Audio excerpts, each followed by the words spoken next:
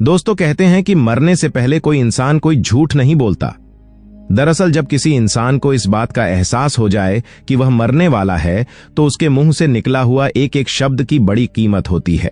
खासकर तब जब मजिस्ट्रेट के सामने किसी का बयान हो रहे हो।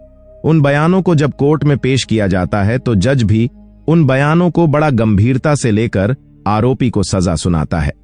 दरअसल आज की कहानी जो मैं आपको सुनाने जा रहा हूं, इस कहानी में कुछ ऐसा ही होता है। लेकिन जो बयान दिए गए थे वो जज के या कोर्ट के सामने या मजिस्ट्रेट के सामने नहीं दिए गए थे, बल्कि वो अपनी भाभी से कुछ ऐसा सच बता के जाती है जिस सच को सुनने के बाद उसकी भाभी के पैरों तले जमीन खिसक जाती है। दरअसल एक लड़की ने 7 जन्मों तक जीने मरने की अपने पति के साथ कस्में खाई थी, लेकिन वो अपने पति के साथ महज 7 दिन तक ही जिंदा रहती है। लेकिन 7 दिन उसने एक एक पल को कितनी मुश्किल से जिया होगा, शायद आपको इस बात का अंदाजा भी नहीं होगा। दरअसल उस लड़की ने जो हुआ था उसके साथ वो वाकई बहुत भयानक होता है। इस कहानी को सुनने के बाद शायद आपको भी ऐसा लगेगा कि कोई पढ़ा लिखा इंसान ऐसा कदम नहीं उठा सकता, जबकि जो व्यक्ति जो कदम उठाता है वह पेशे से इंजीनियर होता है। दोस्तों, आज की जो सच्ची घटना मैं आपको सुनाने जा रहा हूं, ये सच्ची घटना है। उत्तर प्रदेश का एक जिला है हमीरपुर में ही एक कॉलोनी लगती है। पीडब्ल्यूडी कॉलोनी बात कर रहा हूं। 3 फरवरी 2024 की शाम की। यहां से लगभग 82 किलोमीटर दूर एक जिला है। जालौन उसी का ही एक इलाका लगता है।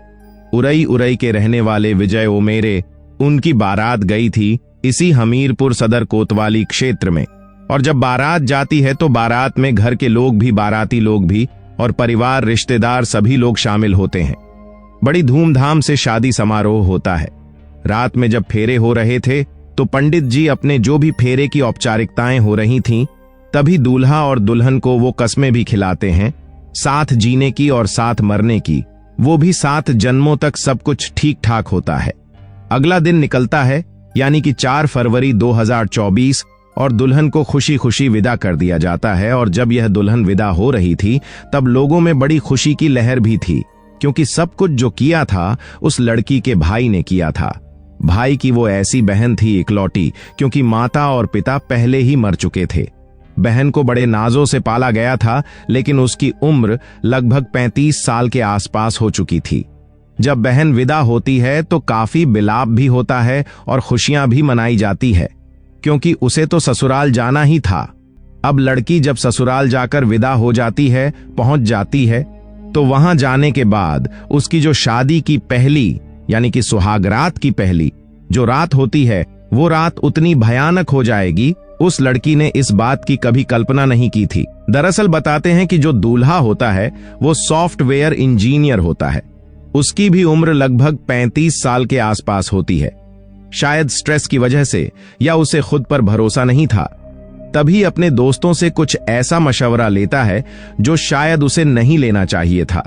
दोस्तों से बातचीत करता है और बातचीत करने के बाद सीधा अपनी बीवी के पास जाता है और कुछ खा लेता है। बताते हैं, ऐसा दावा किया जा रहा है कि जैसे शक्तिवर्धक उसने गोलियां खाई, और गोली खाने के बाद वो अपनी पत्नी के पास जाता है और उसके साथ सुहागरात मनाने की कोशिश कर रहा था।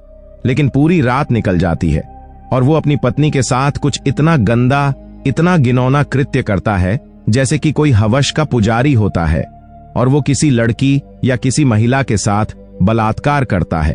पूरी रात वो अपनी बीवी के साथ कभी प्राकृतिक कभी अप्राकृतिक यौन संबंध बनाता है। और जब उसकी पत्नी ने विरोध किया कि ये सब क्या कर रहे हो, तो उसने अपनी पत्नी को पहली ही रात में उस दरिंदे ने उसको पीटा भी, डांटा भी, मारा भी।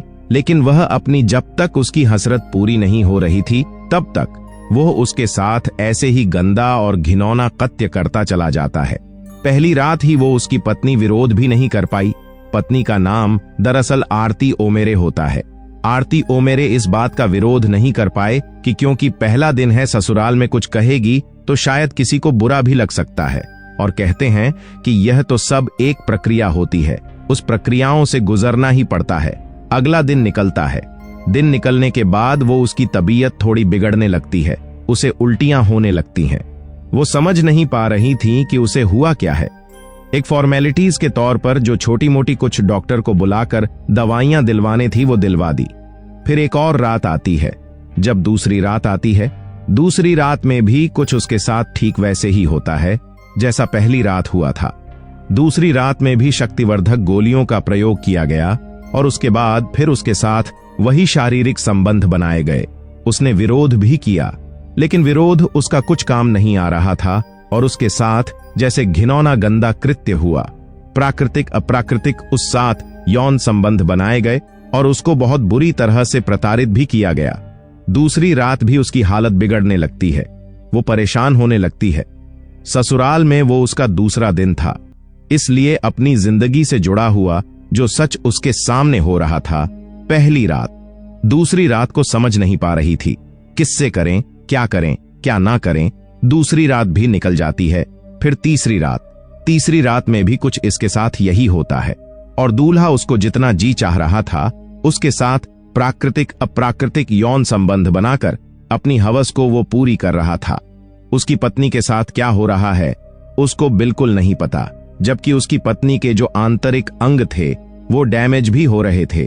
तीसरा दिन, यानी कि वो अपनी जेठानी से बताती है कि मेरी तबीयत बहुत ज्यादा खराब है, मैं समझ नहीं पा रही हूं कि आखिरकार करूं क्या। उसे लगातार उल्टियां पे उल्टियां हो रही हैं और किसी छोटे मोटे डॉक्टर को दिखाया, लेकिन उससे उसे आराम नहीं मिला। उसकी जेठानी होती है। जेठानी ने लड़की के मायके वालों को सूचना दी कि तुम्हारी बहन की तबीयत बिगड़ रही है, समझ नहीं आ रहा कि आखिरकार बात क्या है, उसे आकर देख लो और हो सके तो कहीं से अच्छी जगह इसका इलाज करा दो। लड़की वाले आखिरकार इस बात को सुनते हैं और सुनने के बाद उन्हें भी समझ नहीं आ रहा था कि अभी तो उसकी 2-3 दिन पहले यहां से विदा होकर गई है, लेकिन आखिरकार हो क्या रहा है। 1-2 दिन लग जाते हैं, यानी कि 7 फरवरी 2024 को लड़की का भाई उसके पास जाता है और जाने के बाद जब देखता है तो लड़की की हालत वाकई बहुत ज्यादा खराब होती है। लड़का समझ से परे था, इसलिए उसे अपनी बहन को यहां से लेकर सीधा कानपुर जाता है। कानपुर के ही एक प्राइवेट नर्सिंग होम में अपनी बहन को एडमिट करा देता है। जब बहन का इलाज चल रहा था तब भाभी उससे पूछ बैठती है कि आखिरकार बेटा क्या बात है, तुम इतनी परेशान क्यों हो, तुम्हारी तबीयत इतनी खराब क्यों हुई है, क्या वजह है। तब वो अपनी भाभी को पूरी कहानी बयां करती है कि उसका जो पति है उसके साथ जो शारीरिक संबंध बना रहा था, उसने शायद कुछ ऐसी गोलियों का प्रयोग किया जिससे उसकी तबीयत लगातार बिगड़ती चली गई और उसने उसके साथ प्राकृतिक अप्राकृतिक हर तरह से उसके साथ संबंध बनाए। डॉक्टर ने इलाज तो शुरू कर दिया था 8 फरवरी 2024 को, और इलाज जब शुरू होता है तो जैसे जैसे वक्त आगे बढ़ रहा था वैसे वैसे उस लड़की की हालत ज्यादा बिगड़ती चली जा रही थी। वो समझ नहीं पा रही थी कि आखिरकार हो क्या रहा है। डॉक्टर भी नहीं समझ पा रहे थे कि आखिरकार इस साथ हो क्या रहा है। तभी एक डॉक्टरनी भी उसके साथ रहती है और डॉक्टरनी भी समझने की कोशिश कर रही थी। 10 फरवरी 2024 की दोपहर लगभग 3:30 के आसपास इस दुल्हन ने हमेशा के लिए दम तोड़ दिया और वह मर जाती है। जब मरती है तो घर में रो रो कर लोगों का बुरा हाल हो जाता है। फिर मीडिया वालों के पास तक यह बात जब पहुंचती है तो मीडिया वालों ने उस डॉक्टरनी से बातचीत करने की कोशिश की कि आखिरकार इसके साथ हुआ क्या था। तब डॉक्टर ने भी दबी जुबान में अपना नाम ना छापने की शर्त पर यह बताया कि इस लड़की के साथ कुछ ऐसा हुआ है जैसे कई लोगों ने मिलकर इसका सामूहिक बलात्कार किया हो, सामूहिक गैंगरेप किया हो और इसे इतनी प्रताड़ना दी गई है जिसकी वजह से इसके जो शरीर के आंतरिक अंग थे वो भी डैमेज हो चुके हैं। इसका पोस्टमार्टम भी कराया जाता है और जब इसका शव अंतिम संस्कार के लिए पहुंचता है तो परिवार वालों का, गांव वालों का, उस मोहल्ले वालों का रो रो कर बुरा हाल हो जाता है। लोग सोचने पर मजबूर हो जाते हैं। जब भाभी के सामने एक मीडिया कर्मी ने अपना कैमरा लगाया, उससे पूछा कि क्या बात है, क्या आप बता सकते हैं। तब उसने बताया कि उसके पति ने कुछ शक्तिवर्धक गोलियां खाने के बाद उसके साथ शारीरिक संबंध बनाए थे, जिसकी वजह से उसकी ननद की हालत बिगड़ती चली गई और वो वक्त पर उसका इलाज करा देते तो शायद वो जिंदा होती। उसके साथ ऐसा कुछ नहीं होता।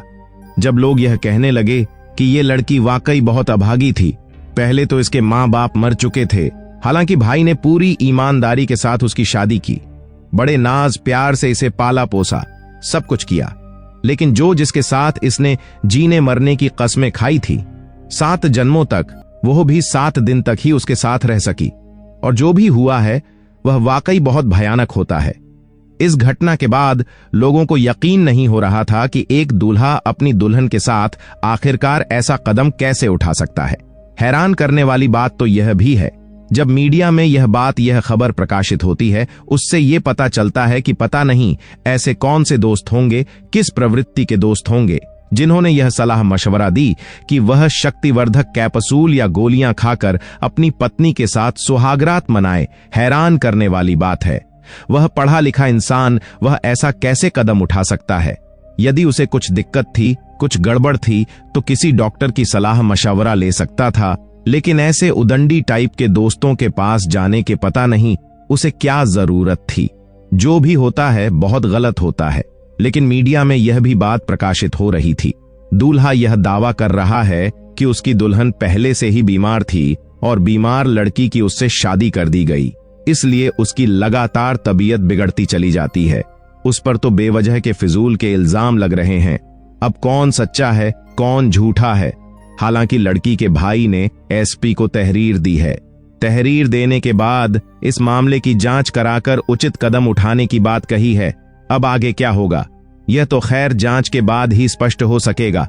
लेकिन मीडिया में जिस तरह की खबर आई है वह वाकई अपने आप में हैरान करने वाली है और परेशान करने वाली है। दोस्तों, इस पूरे घटनाक्रम को सुनाने का उद्देश्य किसी को परेशान करना नहीं है, किसी का दिल दुखाना नहीं है, बल्कि आपको जागरूक करना है, आपको सचेत करना है, आपको बताना है कि जिसके साथ 7 जन्मों तक जीने मरने की कस्में खाई थीं, कम से कम उसके साथ तो इस तरह की गंदी हरकत करनी नहीं चाहिए थी। उसी के साथ की किसी के साथ भी सोचने भी मतलब पाप है। जिस तरह का उसने यह हरकत की है, कम से कम ऐसे कदम नहीं उठाना चाहिए।